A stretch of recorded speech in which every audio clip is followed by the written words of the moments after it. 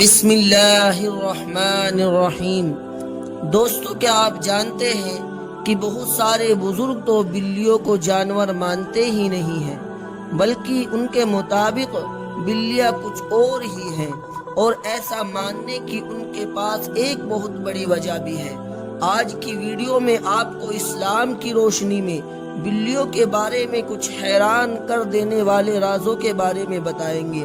اس کے علاوہ بلیوں کے بارے میں سب سے زیادہ پوچھے جانے والے سوال کہ کیا واقعی میں بلیاں ہمیں دولت مند بنا سکتی ہے؟ بلی اگر راستہ کاٹے تو کیا ہوتا ہے؟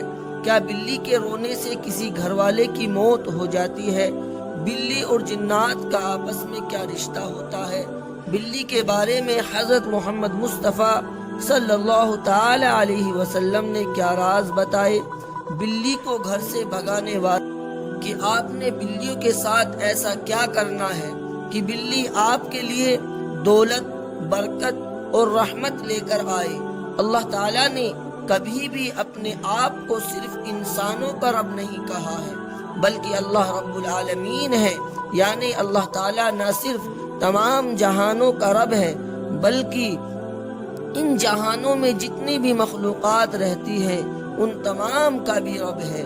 ان مخلوقات میں انسان کے علاوہ جنات، فرشتے، شیاطین اور جانور بھی شامل ہیں، اور بھی نہ جانے اللہ تعالیٰ کی کتنی مخلوقیں ہیں، ہم جانتے تک نہیں۔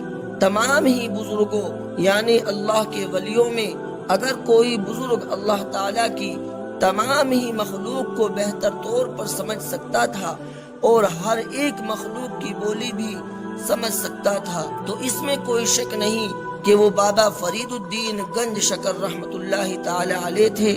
بلکہ بابا فرید کی تو کرامت ہی یہی تھی کہ آپ چڑیوں سے باتیں کرتے تھے۔ آپ خود بھی چڑیوں سے بہت زیادہ پیار کرتے تھے اور چڑیا بھی آپ سے بہت زیادہ پیار کرتی تھی۔ لیکن بابا فرید صرف چڑیوں سے ہی نہیں بلکہ اللہ تعالیٰ کی جتنی بھی دوسری مخلوقات ہے جن میں بلیاں بھی شامل ہے، نہ صرف ان کی باتیں ہی سمجھ سکتے تھے بلکہ ان سے بات چیت بھی کر سکتے تھے۔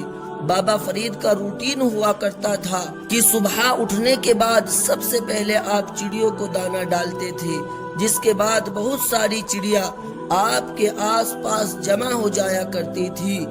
اب دوستو، بلی بھی کیونکہ ایک شکاری جانور ہے تو بہت ساری چڑیوں کو ایک ساتھ دیکھنے کے بعد بلیاں بھی وہاں آ جایا کرتی تھی، اور اکثر بلیاں چڑیوں پر حملہ کر کے چڑیوں کو پکڑ کر کھانے کی کوشش کرتی تھی۔